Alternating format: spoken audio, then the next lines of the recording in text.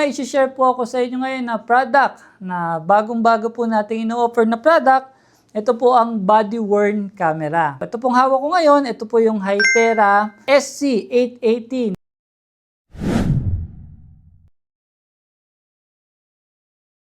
Ay, magandang araw mga karadyo. Ako nga pala si Gerald ng buyradios.ph. So ngayon may share po ako sa inyo ngayon na product na bagong-bago po natin ino-offer na product. Ito po ang body-worn camera. Ito pong hawak ko ngayon, ito po yung Hytera SC818 na body-worn camera. Ito po yung top of the line ni Hytera na body-worn camera o BWC. Bakit po namin naisama sa product line namin to? Ang dahilan po niyan, kung hindi niyo po alam, kami rin po ay nagtitinda or nag-install ng CCTV. So sanay na sanay kami sa camera. And also, ito po kasing body-worn camera na to is meron po siyang POC. So kung makita niyo po itong button na to, ito po yung button ng POC radio. So ito pong body camera na to is dual. 2-in-1 na po ito. Ang maganda po kay Hytera is hindi ka na kailangan bumili ng body-worn camera plus POC radio. So isang device, isang bitbitan nandito, nakasabit dito. So may PTT button.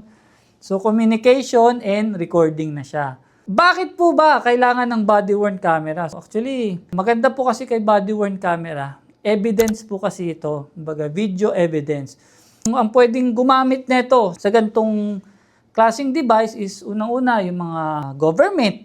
For example, yung mga police, meron tayo niyan, mga sa PIDEA, sa customs, para meron pong ebidensya. Kasi ang maganda po dito, compare sa phone, ito po ay recording. Kahit yung buong ship mo, kahit 8 hours ang ship mo, pagkatanggal mo sa docking system is pwede na po siyang mag-record. Hanggang sa matapos po ang inyong trabaho, recorded siya. So lahat po ng ginawa niyo maghapon sa inyong trabaho, recorded. Napakaganda po kasi nito, lalo na sa mga tao na katulad sa police or sa mga traffic bureau. Minsan may nakakaaway sila, pag naniniket sila, sasabihin mali yung ginawa nila. So, yung iba, nagrereklamo, tapos natatanggal yung police o natatanggal yung traffic management na staff kasi nabaliktad. Walang ebidensya. Alam niyo naman po, ang mga CCTV, fix lang and also hindi nagre-record ng voice. So ito po, nagre-record ng video, malapitan. Nagre-record din po ito ng audio. So pati yung pag-uusap po nila, recorded. Napakalaking tulong po nito dahil evidence management po siya. Ito pong SC880 po na to, na model na to is, ang maganda po sa kanya, yung kanyang field of view is mataas din. Kung makita nyo dito, 130 degrees ang kanyang field of view. And also, 4K po ang kanyang recording resolution, meron na rin po siyang infrared vision. So kahit madilim na madilim, nakikita pa rin. And also, meron din po siyang AES-256 encryption. So, standard po ito. Ibig sabihin, tamper-proof. Talagang secured yung video. Hindi po pwedeng mapanood ng iba. Hindi po pwedeng makopy ng iba. Sa system lang po ito, pwede. And also, meron po siya hanggang 256 gig ang kanyang capacity. May dual camera na po, harap at likod. Meron na rin po siyang removable battery at saka meron din po siyang non-removable. Ibig sabihin, pag nalobat kayo, pwede nyo tanggalin mo na yung battery, palitan ng battery.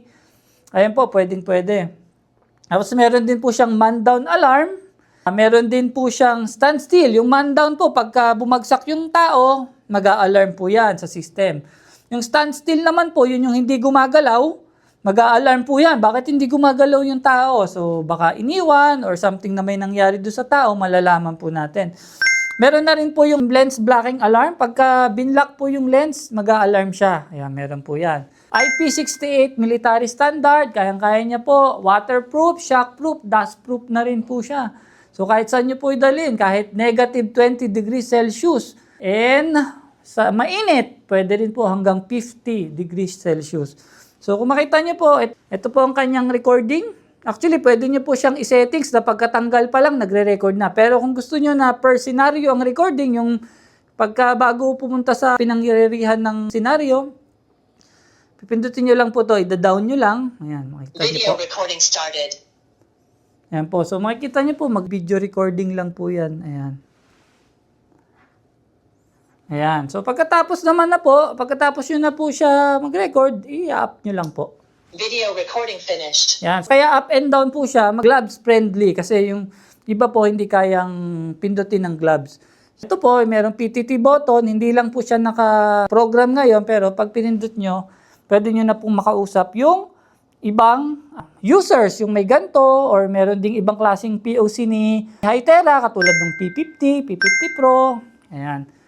So, kailangan lang po may SIM. 5G po ito, pwede siyang mag-live view din. So, meron po tayong system na ating dispatch na pwede po siyang ma-live view. Kahit nasan po yung staff, pwede niyo po makita kung anong ginagawa niya. And also, ang maganda po kay Hytera, hindi lang po device ang kanyang binibenta. Ang gustong-gusto ko po dito, yung system, yung buong solution. So, hindi lang po device, hindi lang po yung bibili ka ng ganito, magre-record, yun na yun. So, maganda po dito, may safety, may security, may management. Maliban po sa mga software na ginagamit ni Hytera, yung IDS or yung DEM, siyempre meron po tayong mga accessories or device na gagamitin. Katulad po na itong docking na to. Papakita ko po, ito po yung docking natin. Ito po yung ating basic docking. Yung basic po na docking, ito po, bali 6 po ito. Ang maganda po dito, pagka nilagay po niyo po yung unit, yan, magcha-charge. At the same time, lahat po ng footage dito, lahat ng recording, automatic na po mag-upload sa computer. Ito po yung ating desktop docking. Ito naman po, yung isang docking natin, ito po yung medyo mas high-tech po ito.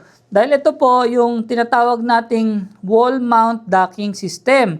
Ito po, nakahiga lang po dito sa lamesa pero wall mount po ito, nilalagay sa pader. Ito po yung secured. Kasi ito po, pag nilagay natin, yan po, pag nilagay po natin yung device, maglalak po yung device. So, hindi natin matatanggal. Diyan lang po yan. Ang makakakuha lang po nito kung sino yung naka-assign sa kanya. Pwede po tayo mag-assign ng mga staff na pwedeng kumuha nito. Kasi kung hindi po naka-assign sa'yo, hindi mo po makukuha dito. Paano mo po makukuha? Kasi nakalock yan eh. Ito po, meron po tayong NFC. Meron din po tayong fingerprint. Yan. And also, meron din po tayo dito sa taas. May camera po yan. Face detection. Para makuha mo. So, secured na po ito. Hindi pwedeng basta-basta. Ito rin po docking system na to. Pagka nilagay nyo po yan, makita nyo po dito, nagcha-charge na po siya. And also, ina-upload nyo na po yung mga footage dun sa system. Ito po yung kanyang original. Pagka binili nyo ito, 8 po siya. 8 dock po ang meron dito.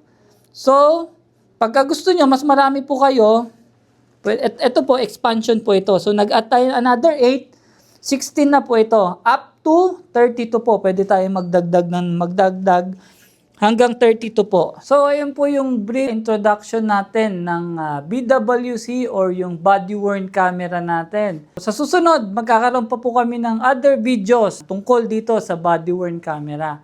So, kung naghahanap po kayo nito, fit po sa inyo to, kailangan nyo po ito para sa inyong company or sa inyong LGU or sa inyong ahensya. Kontakin nyo lang po ako sa aking number 0927-8800-660. Pwede nyo rin po kontakin yung sales namin 0908-747-2222 or you can email us at our email, sales@jeveriaenterprise.com.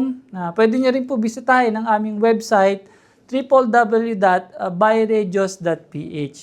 So, ayun po, maraming salamat po. Ako nga po uli, si Gerald ng buyradios.ph.